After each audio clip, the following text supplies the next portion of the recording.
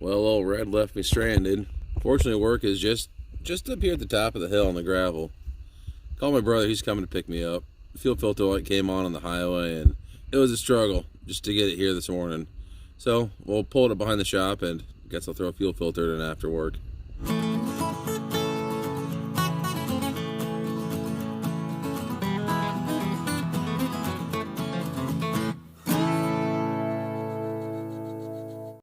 So let's pop this cap off here and see how bad this filter's plugged up.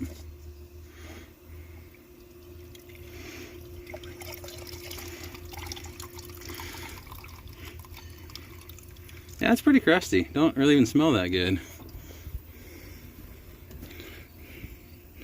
You know, don't look that bad on oh, there you go. I'm guessing I got a lot of that kind of junk right there. Guessing there's a lot of that kind of junk packed in between all those pleats. But it came to a dead stop on the side of the road this morning. So let's snag a new Wix 33/817 in there and bet we make it home just fine. You know, now that they're sitting side by side, I can't hardly even tell the difference. Maybe I could just hose out that old one and put it back in. Alright, got the new filter stuck in here. Shut the hood, hop inside. Let's see if this thing fires up. Do some cranking on her. Come on, baby.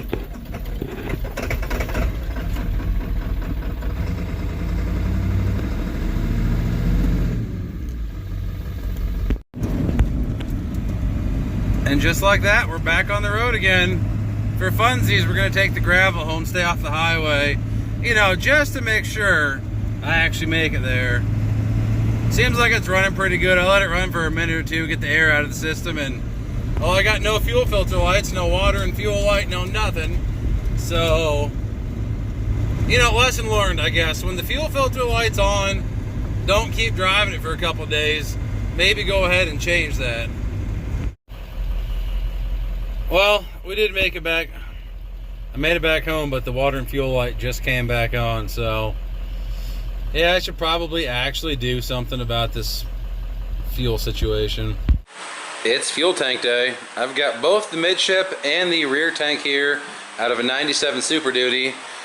My tanks are in alright shape except for my front one. It's pretty rusty on the bottom, a little banged up, so I just got a pair of tanks.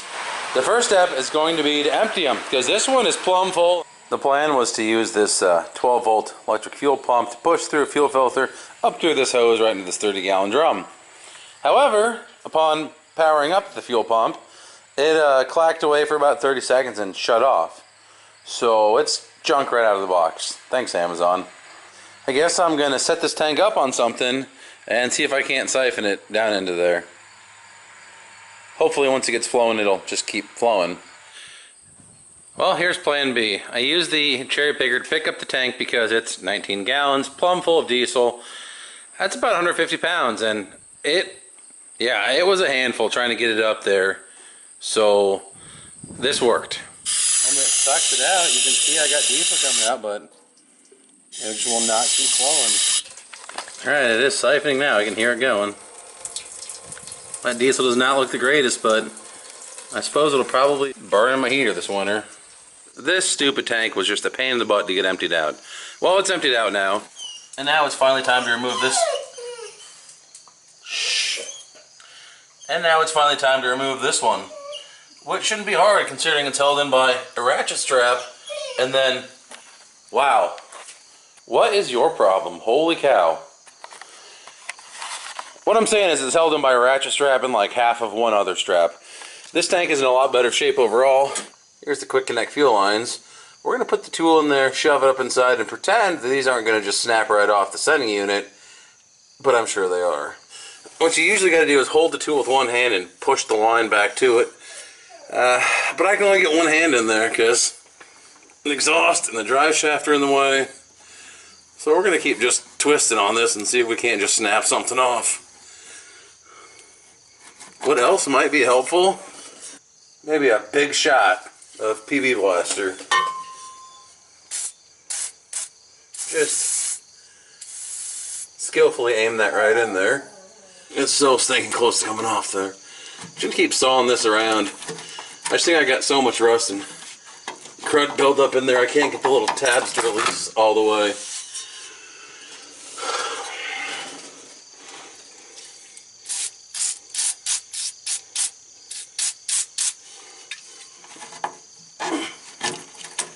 There we go. Whew, finally got it. Here, let's go look at the other tank and I'll show you what we're actually doing with this. So the way this works is when the fuel line slides over, this has got little fingers that clip on here. So what you're doing is taking this tool and by shoving it in, you're pushing those little clips up and allowing it to slip back off this little ring. This little ring here is what keeps your fuel line on. Once that line slides over, the fingers go over and they're locked on until you put the tool on and spread them back apart, then it can slide right off. You can see these look substantially cleaner and, well, they came apart substantially easier. I'm going to go ahead and rip off the other one, disco the sending unit, and get that tank on the ground. By some miracle, the bolt that holds the tank strap is actually turning. Now, whether or not this little nut strips out is the next question. It's really fun though, you can do it from the top side of the cross member. Because, you know, sticking an impact straight up here would have been way too easy for it. Way too easy.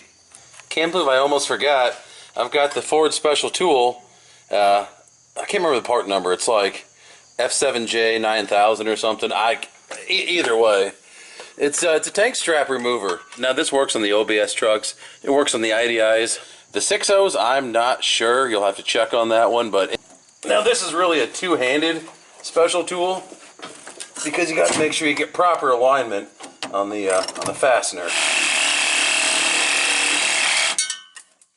And just like that, the tank strap has been removed.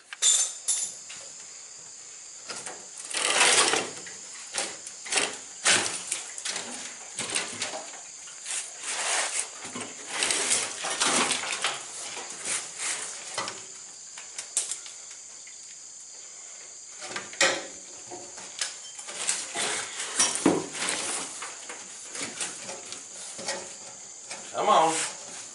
Get through there.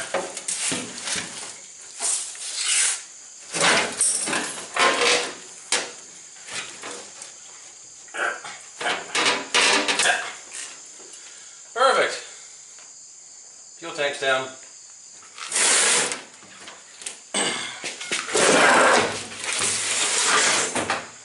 It's nice and rusty.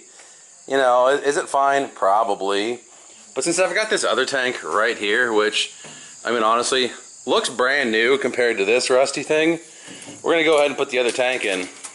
Even looking at the sending unit, we've got that versus this. So this is clearly what I'm going to reinstall. I'm probably going to knock this out quick. Just get it all cleaned out, make sure there's no water, anything in this tank. So before I go and take this apart, I'm going to blow any junk out of here.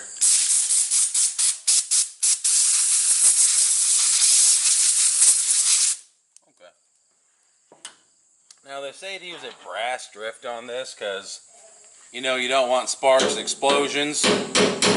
I've never had one spark. That's probably more critical with gasoline too, as opposed to diesel. You just go around the tabs, keep knocking them, and once you break that lock ring loose there, just like I did, it'll lift out. Go ahead and blow it out one more time. Try and get as much junk out here as possible. Alright, now we have our prize. There's supposed to be a pickup foot down here, which I'm guessing is somewhere in the tank. We'll see. Here's what goes on the end of the pickup tube. The mesh screen goes in the bottom of this, and the steel goes on the top, and well, you can see it's pretty well disintegrated. Just got back from the parts store with a new strainer. I don't know where these go. I think this is for a different year truck. All I really need is this deal. And it comes with a new gasket for the top of the tank. Well, there she is. Got it on the sending unit, pickup unit, whatever you want to call it.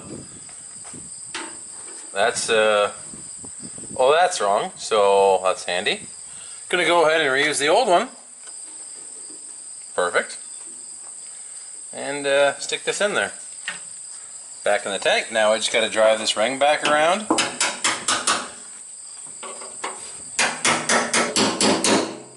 And now I guess I'm ready to pick this thing up and shove it back in there. Well, I forgot my camera, so we're going to have to settle for the cell phone. You can see the sending unit works because I only put 5 gallons in it. It's, oh, just below quarter tank, so that's about right. The fuel filter light is now out. So I think we're going to be good to go. That 5 gallons was fresh fuel that I got from the station. Headed pulling in right now to get another 5 gallons. I'm pulling in right now to top it off, so I'll have, you know, 19 gallons of nice fresh diesel. Put some power service in there too, just for good measure. And yeah, I'm hoping this takes care of it. We'll get to the rear tank later. Gonna go for a quick test drive and come back after that. Well, I think today was a success. You can see the fuel gauge is at full, not way beyond it. Although it slowly is creeping fuller by the minute, so I don't know what that's about. It was completely empty, and I went to the fuel station, filled it up, and I watched the gauge come up nice and smooth, so I'm thinking that's going to work well.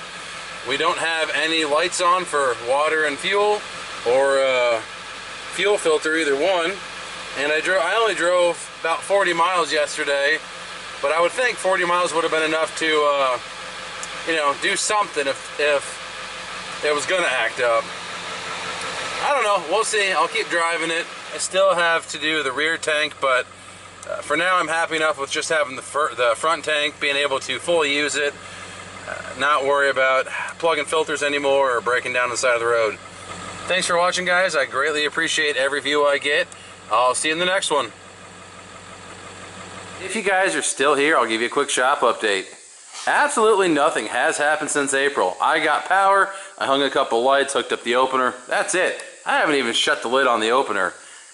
Could I be working in here, insulating it, hanging the OSB? Sure I could. Could I be working on the shop truck, making that run better so you know it's a little more reliable? Yeah. This seems like way more fun. Hopefully we get it running in the next video.